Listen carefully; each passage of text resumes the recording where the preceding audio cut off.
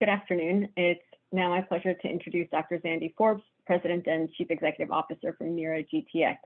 So the format for this session is a roughly 25-minute fireside chat. If you have any questions in the session, feel free to enter them into the question box. So Zandy, thanks again for joining us. To start off, can you give us an overview of Meira's manufacturing and CMC capabilities and discuss how they fit into the company's broader strategy?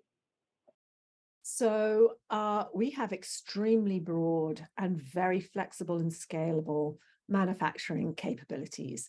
When we set the company up as a technology development as well as clinical gene therapy company, it was very important to us that we were able to manufacture in-house. And this has in fact enabled us to move forward with our clinical pipeline in a timely fashion.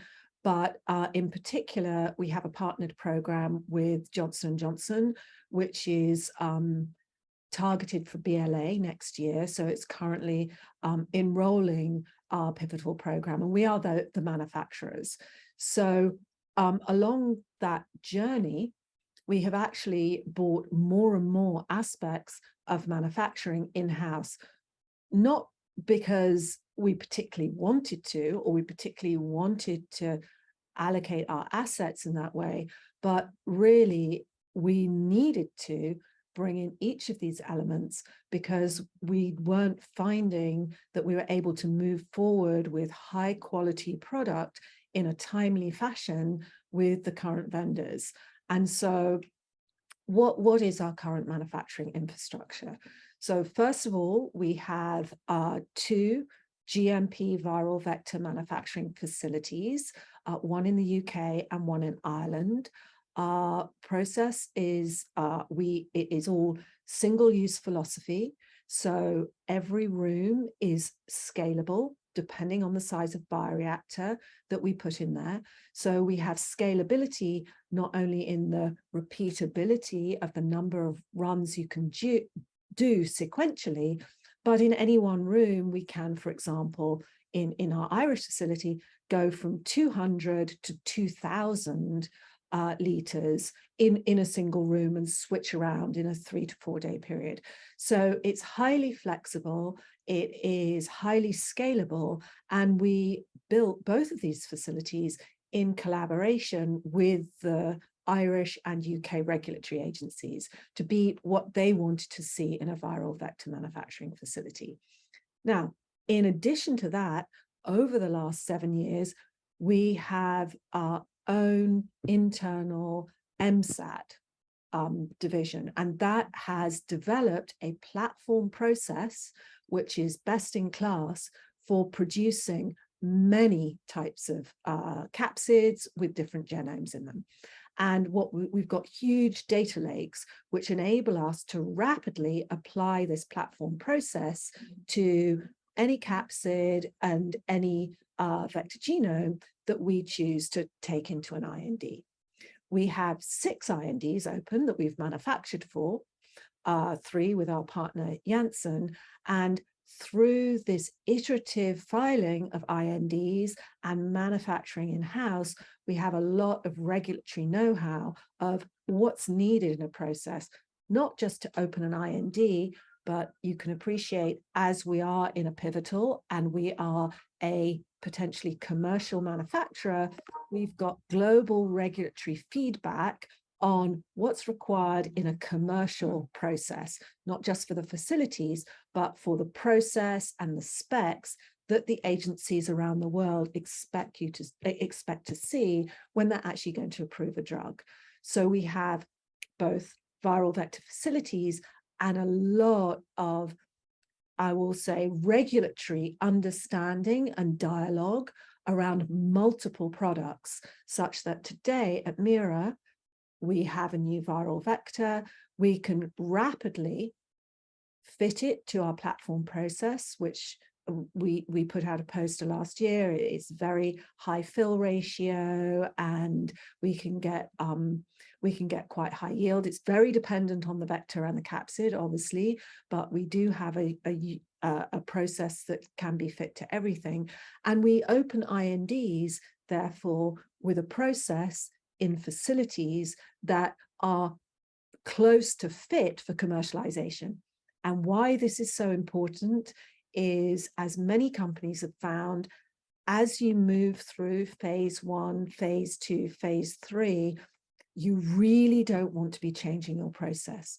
You particularly do not want to be changing your cell line, because if you do that and you don't have exact comparability with the specs that you're showing the agency, you run the risk of having to open a new IND. And we have done that for one of our products, for our Parkinson's product. We now have a bridging IND opening study ongoing with a product that's the same as the product we've got a phase 2 in, made from our facility. So we're very familiar with how you do that, but it's clearly a much better way forward to open every IND with a process in facilities that can get you to approval, because you don't want to be messing around with your manufacturing process during clinical development if you can help it. And finally, we've described a process, we've described our manufacturing facilities. In 2019, we are looking forward to our manufacturing for Janssen, but also for our in-house programs. It was clear to us that there is still a bottleneck in plasmid for GMP. So actually in 2020, we built at our Shannon site, the first manufacturing facility is a plasmid facility. So we're now in a position where we have excess capacity above our needs for plasmid manufacturing. And that again is important for both quality and timing perspectives. And so that's the front end of manufacturing, and then the back end of manufacturing. As I've mentioned multiple times, we have a product with Janssen that is approaching BLA and looking at the launch of this product commercially. And one of the biggest issues we've found with manufacturing over the last 2 or 3 years has been the testing houses to release product. And we have literally not found a testing house or any vendors out there that had the capabilities to reliably release a commercial product of this nature. So since the second half of last year, we decided with our partner Janssen to build a commercial testing house at Shannon.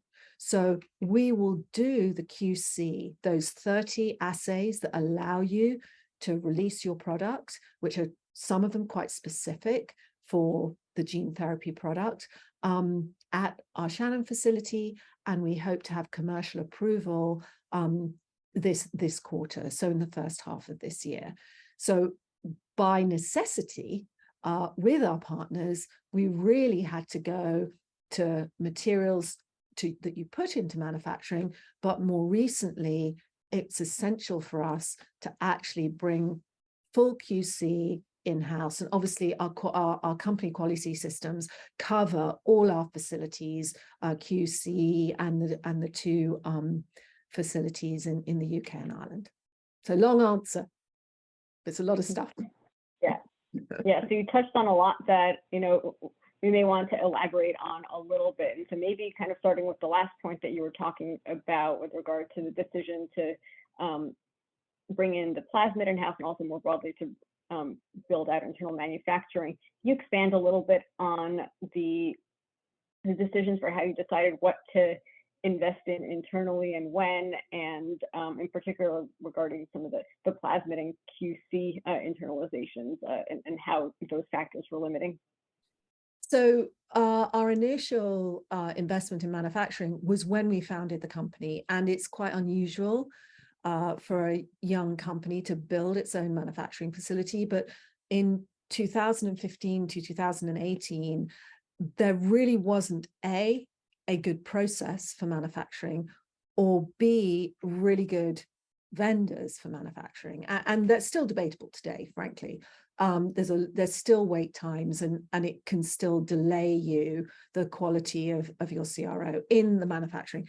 But in 2019 and still today, as we're looking to secure our supply chain for plasmid, again, we have contracts with plasmid suppliers, but there are risks to that. If, for example, there is a plasmid batch that doesn't meet specs, and you need it to manufacture, for a clinical trial or ultimately commercially, you have to go back into the plasmid queue.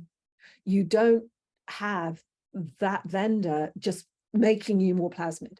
So you really are at risk of timing delays based on the quality of what vendors are providing. And because we really needed to make sure that our supply chain was secure going into potential commercialization, in 2019, we decided as the first thing we would build is internal plasmid production. And that was really the reason for it. It was risk mitigation, essentially, for quality and timing. Now, the other end, which is QC, clearly we've got 6 INDs opening. We're manufacturing materials all the time with our partner Janssen for our internal programs. And at this point, the number one issue we have with timing of release is the complete lack of reliability of the vendors. So when I say vendors, that's BioAlliance, Charles River, WuXi, the big testing houses.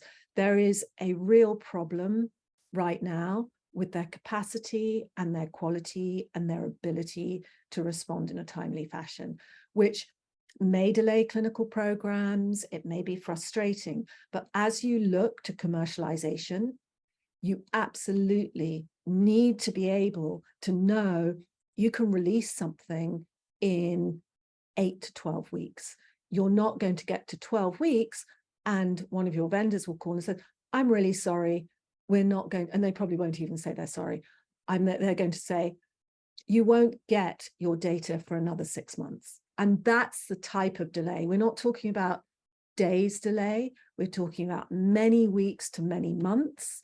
And even a large company like Johnson & Johnson has difficulty in getting capacity in the current QC vendor environment. It's a very difficult environment. And we couldn't have that risk as we're looking towards a launch where you want to treat as many patients as possible, as quickly as possible. The last thing you want to do is be limited by the supply of your product, which is limited by 1 or 2 QC assays, right? And out of 30, you just don't know.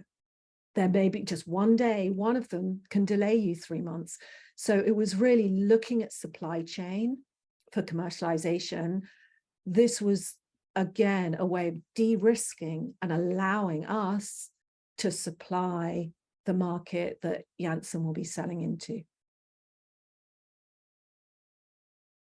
Interesting. So maybe to shift gears a little bit and talk about analytics and assessment there. Can you talk a little bit about the analytic methods that you use to evaluate the purity, potency, and the other relevant quality attributes of your product, and what you see as the important things to be focusing on? So I'm actually, while I have learned a lot about analytics and validation, I can at a high level tell you some of the most important aspects. So impurities, everything that you can imagine, adaptation to agents, everything you can imagine. Some of the more important assays, we call them important, but I don't want to, that's fine that we think they're important, the agency think they're important, but if you have one assay, even if it is any assay, whether it's simple or not, and it doesn't come in on time, it delays your product just the same as the most complicated potency assay, right? So we obviously, I think there are around 30 assays for release, and then you have stability as well. So ongoing stability pools. But I would say the assays that you're really looking at are vector genome. You're looking at empty to full ratio, you're looking at potency, you're looking at infectivity, You're looking often when you've got a gene replacement, you're looking at in vivo potency and how you translate that to in vitro potency methods. So those are the sorts of things that we would expect to develop in-house and have done with our partners and also for our own products.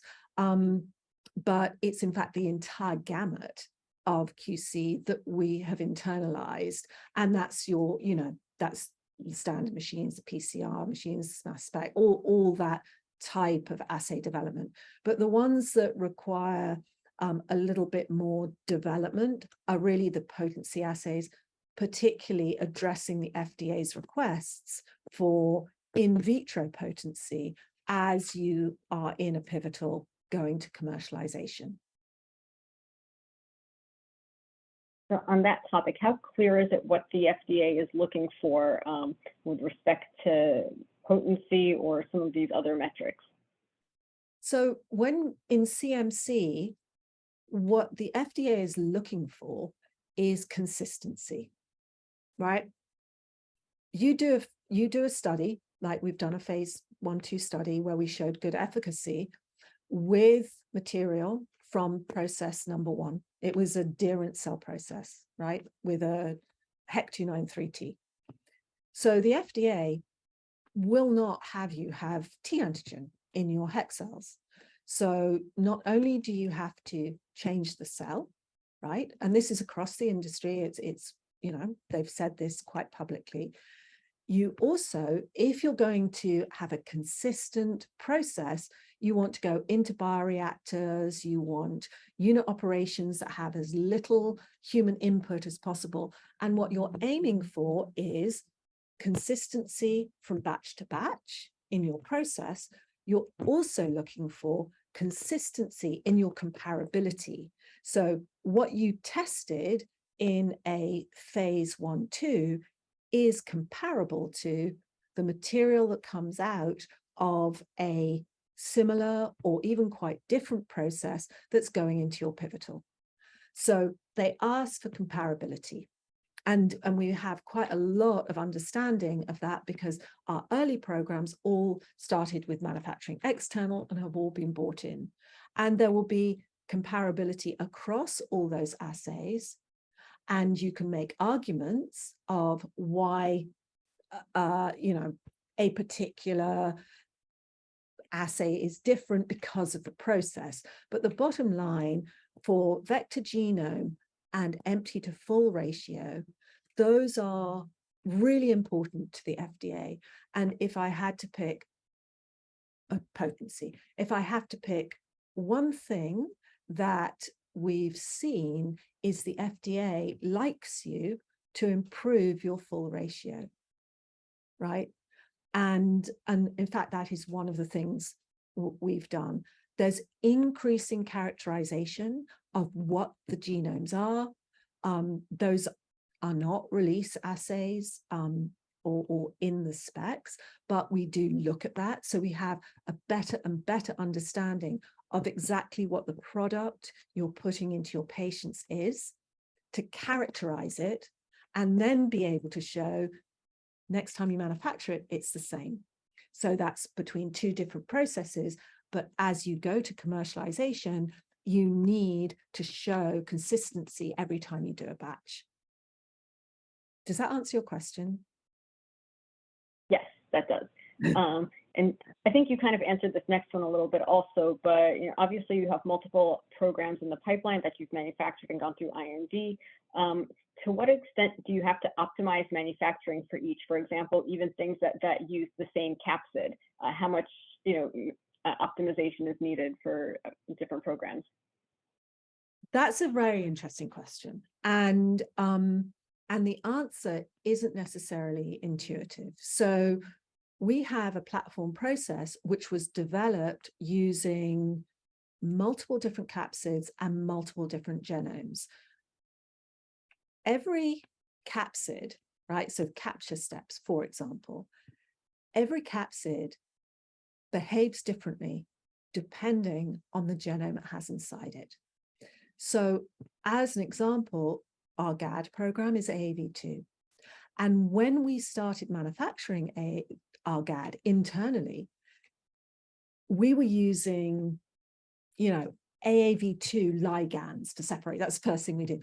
And what we found is we ordered, I think, 20 AAV2 ligands. This was many years ago, and none of them captured AAV2 with GAD in it. So it teaches you that while you have a process that gives you good yields and full ratio, there are modifications that happen amongst different genomes and different capsids. And another important thing, every vector genome sequence has a different propensity to package. So you have to sort of balance out yield, right, and full ratio and packaging, depending on the ease to which your particular genome packages. And that may not only be the size. Obviously, we know that size is important. It isn't only, putting stuffer sequences in. Literally, some sequences are hard to put in AAV, and others just go in and you've got 90% full off the bat. So there's definitely a unique element to every capsid with its genome, but having a platform process with millions of data points, and we have this all organized in data lakes for analysis, is super helpful in rapidly getting to a process that is fit for an IND and potentially a commercial platform going forward. But there's a lot of differences. Interesting. And so kind of in a similar vein, you talked about your gene regulation platform. How can this be used in the context of manufacturing? Very, very good question. So as you can appreciate, there's been a lot of work looking at how you can use genetic switches in biologics manufacturing. And there's TET and there's other ones. Now, the thing that is so powerful about our regulation platform is that we can, from zero, activate little by little or rapidly any gene. So what we have now started producing or building are AAV producer cell lines where we can control helper and rep and cap with a small molecule. And the great thing is that you'll appreciate is our entire platform was built in HEC. Our small molecules, we've now got 40, which are going through tox. And those small molecules work in HEC really, really well. So this regulation platform for regulating genetic medicines is actually immediately applicable, not just to producer cell lines for AAV, but essentially for anything that has toxic genes or genes that are required to switch on and off during the manufacturing process. And we're doing that right now. And it's very gratifying. It's a very powerful switch for all biologic manufacturing potentially. Interesting. I guess we'll look forward to seeing more on that as that matures. And so in the last couple of minutes, I did want to touch on the current financing climate and how that is impacting your manufacturing priorities as we think about cash runway and those type of issues. So with respect to manufacturing, as I've mentioned, we are the manufacturer currently for the Janssen clinical programs. We assuming that this program is, our first program is approved as a commercial manufacturer. And so currently the development of our manufacturing as we move towards launch is largely paid for by J&J, and our partnership and collaboration with J&J around manufacturing has been really helpful in allowing us to move forward so broadly and so rapidly, frankly, in developing a process and processes, but with respect to our nearest commercial product for RPGR, which has been viewed by multiple regulatory agencies, and we're moving forward a potentially commercial process in the current phase 3 program. So, that's our priority right now. And from an infrastructure aspect, right now, we're getting approval for our QC, because that is really what the ability to commercialize now hinges on. Great. So I think we're at the end of our session. So thanks again, Zandy, for participating. This is great. Thank you very much, Gula. Really good to speak to you as always.